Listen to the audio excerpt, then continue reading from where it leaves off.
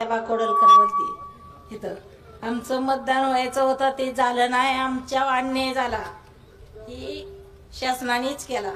कारण तर आम्हाला इथं मतदान ब्लेड पेपरवर घ्यायचं होतं ते घेऊन दिलं नाही।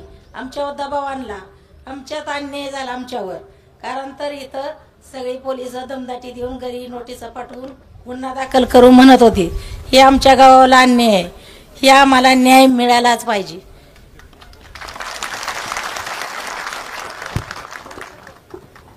महाराष्ट्र राज्याचे आराध्य दैवत राजा शिवछत्रपती क्रांतीज्योती सावित्रीबाई फुले, क्रांतीसूर्य ज्योतिबा फुले या सर्व महामानवाला महावंदना करून मी 4 शब्द सांगत आहे। इथे आलेल्या सर्व मान्यवरांचं सर्व ग्रामस्थांनी टाळ्याच्या गजरात स्वागत करावं।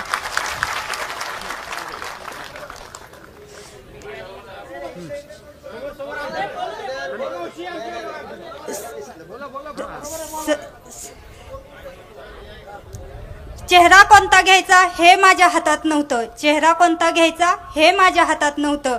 हाताच्या रेषावरचं भविष्य मला तर कळत नव्हतं, हाताच्या रेषावरचं भविष्य मला तर कळत नव्हतं।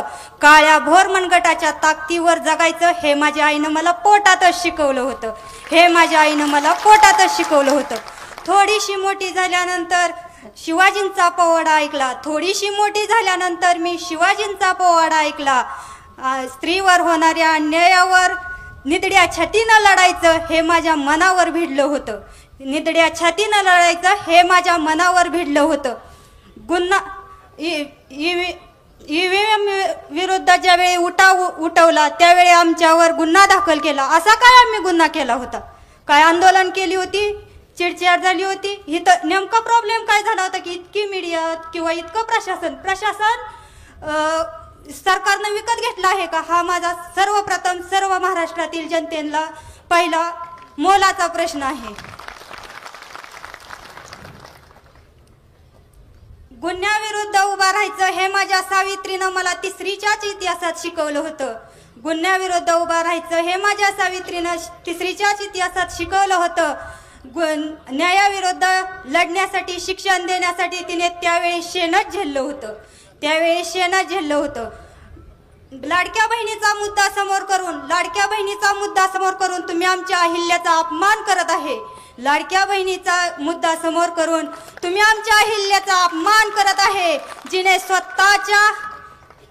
स्वतःच्या हिमतीवर किंवा स्वखर्चानं ज्यावेळी समाजाला जगवलं होतं, तिनं अनेक पानपोया अनेक उपक्रम करून तिनं स्वातंत्र्याशी कसं लढायचं हे आम्हाला पिंडीला मिठी मारून दाखवलं होतं। त्यावेळी लहान वयातच 9 वर्षाचा असताना तिनं पिंडीला मिठी मारून दाखवलं। पुण्यश्लोक अहिल्यादेवी होळकरांचा, पुण्यश्लोक अहिल्यादेवी होळकरांचा। प्रशासनात ज्यावेळी थोडं मोठं झाल्यानंतर माती मोल कवडी मोल किमतीनं आमचं इंग्रज भारतात आल्यानंतर कवडी मोल किमतीनं आमचा शेतमालाला भाव कवडी मोल किमतीनं दिला होता। त्यावेळी बोस्टनची पार्टी आम्ही 10वीतच शिकलो होतो, बोस्टनची पार्टी आम्ही 10वीतच शिकलो होतो। त्यावेळी अनेक उठाव होत होते, अनेक अन्याय होत होते। त्यावेळी गावोगावी उठाव होत होते, तिथल्या तिथे लोकांची रडली जात होती।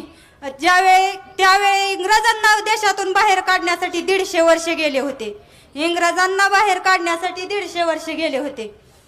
असा ईव्हीएम विरुद्ध जर उठवायचा असेल तर गावोगाव उठवून चालणार नाही। मार्कडवाडीत पडलेल्या ठिणगीचा देशभर वणवा झाला पाहिजे, मार्कडवाडीत पडलेल्या ठिणगीचा देशभर वणवा झाला पाहिजे। मी एवढंच म्हणेल की नाद नाही करायचा आमच्या गावात। एवढं बोलून मी माझं छोटंसं मनोगत संपवलं। आपलं मनोगत अतिशय थोडक्यात ईव्हीएम बद्दलच फक्त बोलायचं, काय मतदान झालंय ते फक्त ईव्हीएम बद्दल बोला। साहेबांना वेळ कमी। सर्वप्रथम मी सर्वांचे आभार मानते, त्यांनी मला बोलण्याची संधी दिली। मला जास्त काही माहित नाही, आता मी 10वीलाच आहे त्यामुळे मला जास्त काही माहित नाही, परंतु मी एवढंच सांगू शकते की आमदार साहेबांना आमच्या गावात प्रत्येक वेळेस जास्त लीड मिळायचं, पण ह्यावेळेस कसं काय मिळालं नाही हा सर्वांच्याच मनात एक शंका आहे। ह्या शंकाचं निरसन व्हावं यासाठी आमच्या गावाने बॅलेट पेपरवर मतदान घ्यायचं ठरवलं. ईव्हीएम मध्ये काहीतरी घोटाळा आहे असं वाटायचं प्रत्येकाला, म्हणूनच सर्वांनी ठरवलं की बॅलेट पेपरवर मतदान घ्यायचं. हा आमचा हक्क आहे, तो आम्हाला मिळालाच पाहिजे असं मला वाटतं. ईव्हीएम हटवा, देश बचावा एवढंच मी सांगू शकते. आणि बॅलेट पेपरवर मतदान व्हावं यासाठी आम्हाला सर्वांनी संधी दिली पाहिजे.